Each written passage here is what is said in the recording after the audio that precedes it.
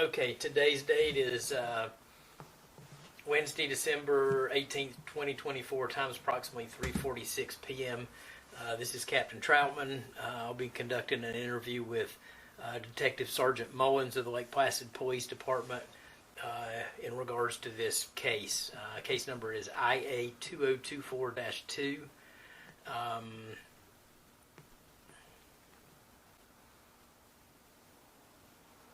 Could you state your name for the record? Mostyn, Mullins. And what is your position at the police department?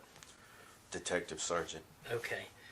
You're being interviewed as the subject of an internal affairs investigation.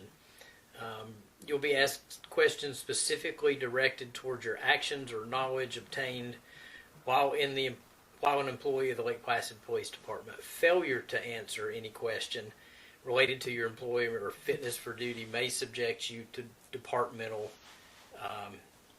charges. The interview is being recorded, so if you so desire, you can obtain a copy of the recording once the investigation is complete.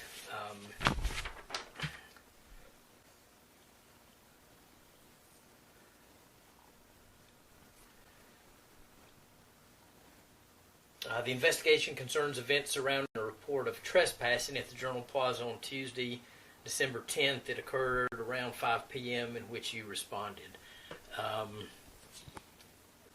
My questions to you will not be for the purpose of instituting or contributing to any criminal prosecution against you,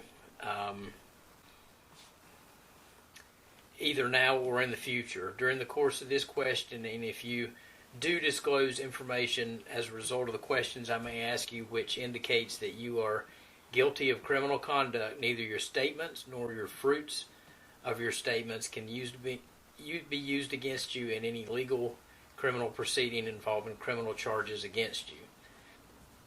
The fact that you're hereby ordered to answer questions accurately and truthfully in this matter indicates that you are compelled by administrative order to answer questions. You do not have the right to remain silent as you would if the investigation were criminal in nature. You are held accountable to answer all the questions fully and truthfully. You're advised that under the United States versus Veal and Mullins versus State, that administrative police investigation interview is an official proceeding, and untruthful answers given during such a proceeding furnish a legally prosecutable defense for perjury. Garrity versus New Jersey, privileges do not furnish protection for untruthful answers given by any person during an IA. Do you have any questions with what I've read so far? No. Okay. You've been provided the IA information, the narrative, as well as the 6 exhibits, correct? Yes, sir. Did you have time to ample time to review those? Yes, sir. Okay. Do you have any questions regarding any of that material? No, sir. Okay.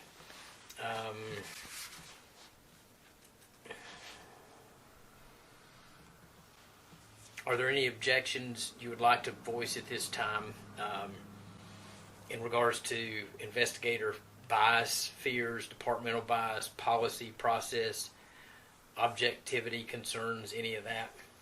No, sir. Okay. If you would, just sign this Garrity advisement form.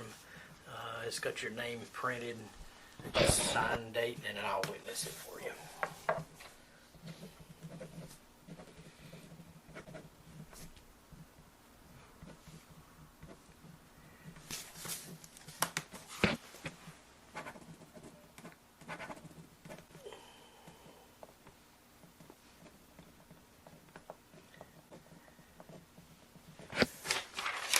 Okay, that's your copy. We have the responsibility as an agency to thoroughly investigate any complaints of misconduct or improper actions on part of an agency employee. It's our mutual responsibility to ensure that this investigation is conducted without bias or prejudgment. Are there any other questions or concerns you have before we begin the interview? No, sir. Okay.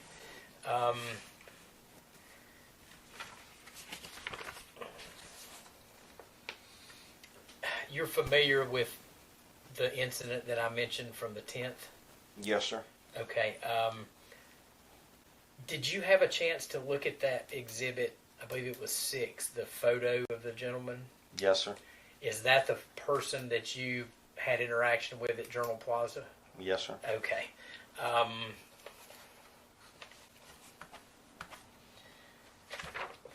Can I ask why did you respond to this call? That's not your typical duties. No, sir. Corporal Becerra had a Baker Act and was over in Bartow, Okay. and I think he might have been on his way back, but he hadn't reached back in our jurisdiction, and so I responded. Okay. You were not in uniform that day, correct? Not in a police uniform. My daily polo with my badge and my name on it is what I had on. Okay. Were you wearing a body cam that day? No, sir. Okay. In your own words, can you kind of tell me what happened, how the call went down? Well, let me ask this first. The message was a PX for trespassing, correct? Yes, sir. Did you phone the complainant prior to your arrival? No, sir. Okay. Tell me what happened once you showed up. When there's a complaint like that that's close by, I prefer to go in person rather than call and see, talk to that person. So I responded to the area. There was something going on. I'm not sure exactly what it was. There was a lot of families, women and children and such. Parking was unavailable. I had to park over on observation right next to Ben's air conditioning. Oh, wow. So I walked across the North Main and I came up the sidewalk, and I saw the individual that was described in our CAD note. Was wearing black shorts, black shirt, heavier set gentleman, and he was facing east on North Main. He was holding a cardboard sign, and in the notes it had said that the man had been panhandling. So I went up to the gentleman and told him he needed to move along, that there's no panhandling in the town. And then I don't remember verbatim what he was saying, but he was telling me that he was exercising his constitutional rights, and then gave me like 2 choices of something that I needed to do, and was telling me that I needed to leave the scene, and I didn't have any authority over him, and he went on with that, and I told him, no, you do not dictate what's going on here. And he said, it's a public sidewalk, and I said, yeah, it is a public sidewalk, and there's no panhandling within the town limits. And he said he wasn't going to go anywhere, and what are you going to do or whatnot. But it took me a little bit after I approached him. I did I had about a 99% belief that he was recording me. He had a cell phone. He had a pocket over on his left side of his chest, and the phone was turned around where the camera would be facing you. And I thought I saw a glimmer or a light, and then it dawned on me with the stuff he was saying, okay, this is one of the guys that's going to try to get you riled up and cause a scene and draw attention to himself. I still don't know exactly what was going on down there, but there were women and children and such, and I did not want to cause a spectacle, with families and such being down there, and I knew that's what he was looking to do. So I just kind of backed down and didn't really say anything, and I walked away. I didn't say anything to him.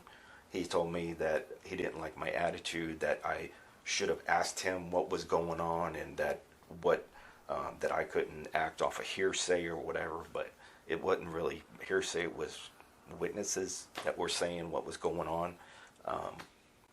And then after my encounter with him, I called the next officer that was coming on duty to warn that officer that this particular individual was there and what he was doing, and to be very careful if you have to deal with this man, because he's looking to, stir up the pot. Okay. Is that the phone call you made when you disengaged from the guy on the sidewalk and, Yes. and walked over, and I think he kind of went down the sidewalk to the south, and Yeah, I was you fumbling. stood there and kind of with your back to the sidewalk and made a phone call? Yep, that's it. Okay. And that officer was? Officer McManus. Okay. And her shift was due to begin in about an hour? I don't know that it was an hour, probably less. 'Cause Okay. She and Becerra normally come in fairly early, 5:30, 5:35-ish. Okay. So I called her just to make sure. Okay.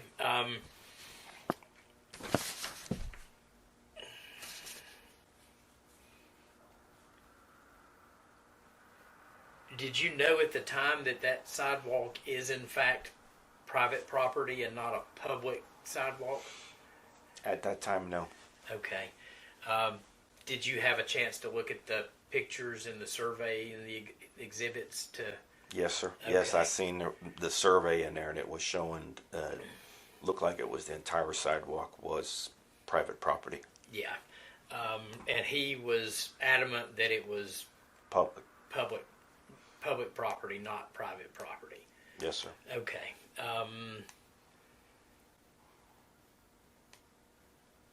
At what point did you speak to the complainant, Mr. Noel? I spoke with Mr. Noel after my interaction with Jeff Gray.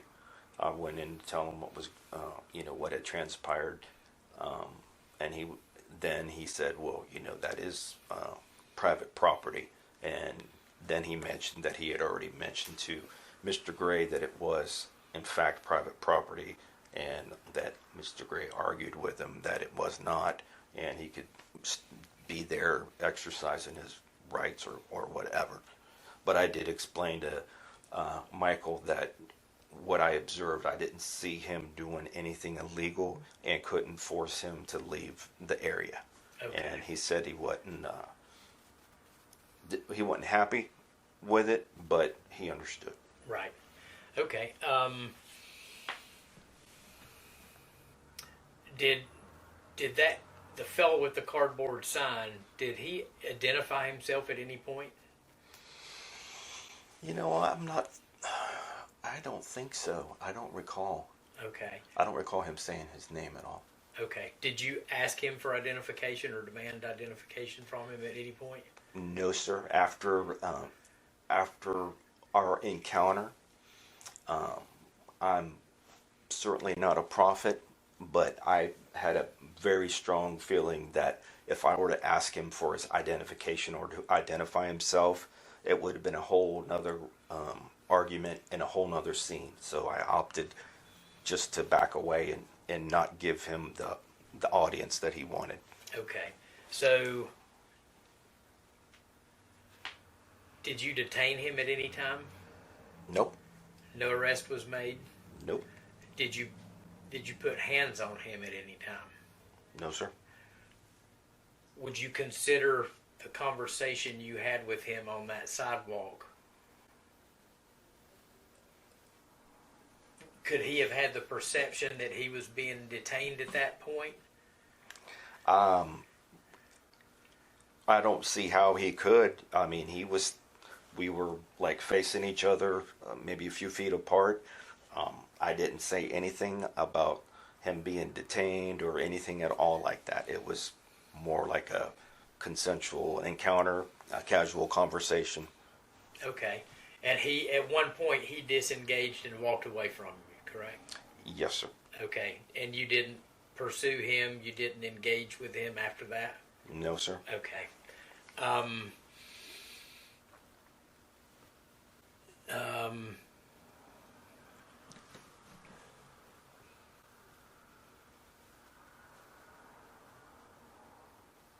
Did you speak to any other witnesses on the scene or anybody else? No, when I went to go speak with Mike over at the Wet Dogs Brewery,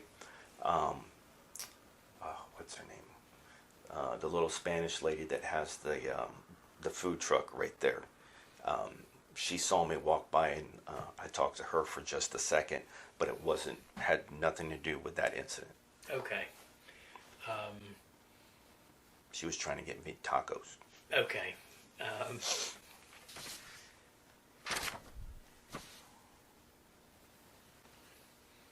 Do you think it could have been strewed that you were harassing the guy? That I was harassing the guy? I mean, I don't know. I don't.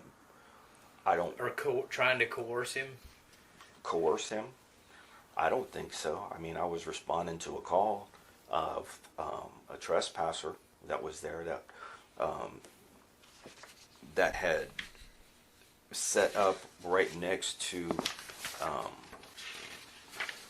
a fundraiser, holding a sign. I didn't read the sign at that time, but it's a cardboard sign, reminiscent of what you'd see with homeless people or people asking for money, kind of deal. Okay, but you didn't see him actually ask anybody for money? Not while I was there. Okay. No, because when I came up, then we were engaged, and he didn't do anything like that while we were engaged in conversation, and then he went to walk away, and I walked the opposite way, and that was it. So Okay. There was no other interaction. In that YouTube video that was included as an exhibit, I think the full length one, the one it was 7 minutes and 31 seconds or something. When you initially are responding to him, it's tough to tell what actually happened, because you can tell that video is a sequence of clips edited together. Mm-hmm. When you tell him that there's no panhandling in the town limits, Mm-hmm. I'm not aware of anything that mentions panhandling specific in town policy. Can you elaborate, or is there, or? I just remember that when I was doing code enforcement, that's what I was told before by the previous administrator, Phil, that because we used to have the people come from Avon Park that were selling flan and pies and stuff like that, and he said no, they're not allowed to be out there doing that, or begging for money and stuff like that.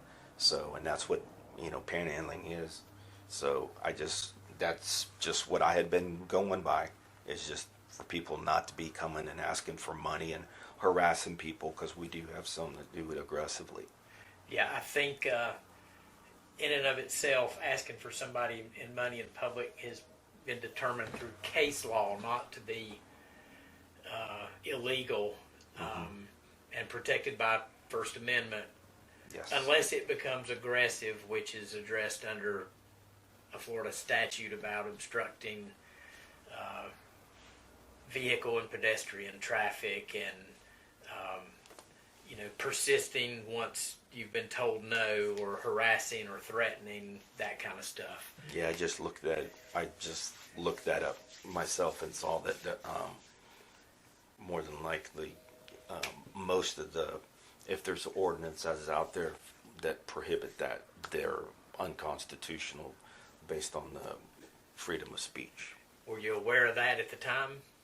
No. Okay.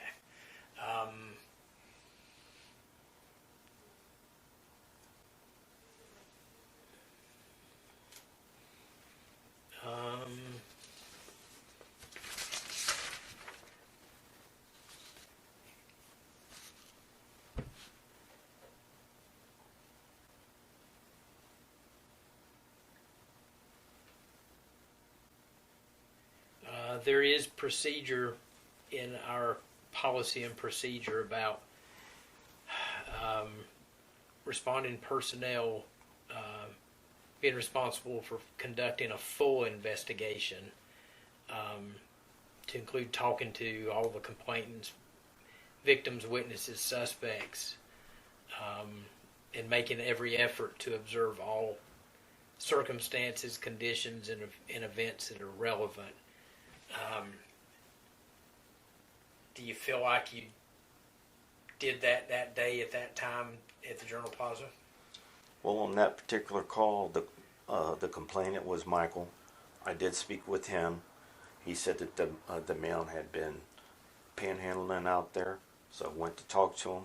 Things kind of went sideways, so I just left. I didn't want to, engage the guy anymore because I'm fairly certain things would have escalated and probably gotten maybe out of hand with with all the people being around there. I did not want that to happen, so I just backed off and walked away.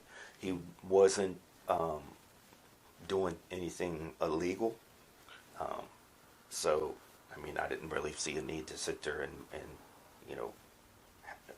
keep on and on with it at the time. Okay. Is there anything else you want to touch on that maybe I didn't ask or mention or bring up? No. Not really. Okay. Any questions you got for me at this point? No, I think it's all been covered. Okay.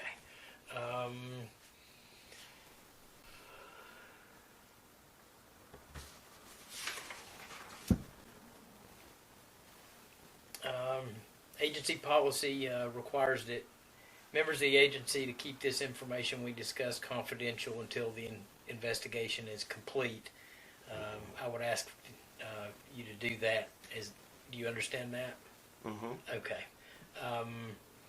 And at this time, I would